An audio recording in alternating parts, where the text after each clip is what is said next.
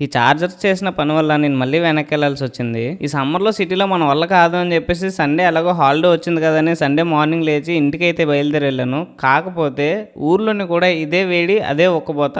అలా తిరుగుతూ కళ్ళంలోకి అయితే వచ్చాను. మా కళ్ళంలో ఈ ఆవునైతే చూసి చాలా హ్యాపీగా ఫీల్ అయ్యాను. ఎందుకని సండి ఈ ఆవు చిన్నప్పటి నుంచి మా దగ్గరే ఉంది అండ్ ఇది చిన్నప్పటి నుంచి పెరిగి పెద్ద అయ్యే వరకు నేనే పెంచాను, నాకు జాబ్ రాకముందు వరకు. ఆ తర్వాత 5:30 ఆ టైంకి పెద్దగా చల్ల గాలులు అయితే వేచాయి. ఆల్మోస్ట్ వర్షం పడుతుంది అనుకున్నాం, బట్ వర్షం అయితే పడలేదు. కానీ ఆ గాలికి మామిడి పళ్ళు రాలేయి.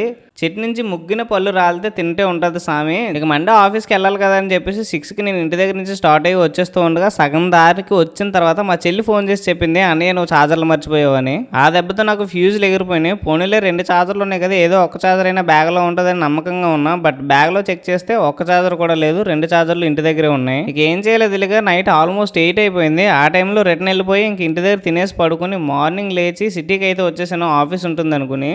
తీరా చూస్తే ఆఫీస్కి వచ్చాక ఆఫీస్ లేదనేసి మెసేజ్ వచ్చింది. ఇక చేసేదేం లేక వాటర్ అయిపోతే వాటర్ తెచ్చుకొని కుక్ చేసుకొని తినేసి ఫుల్గా పడుకున్నా ఈ రోజంతా.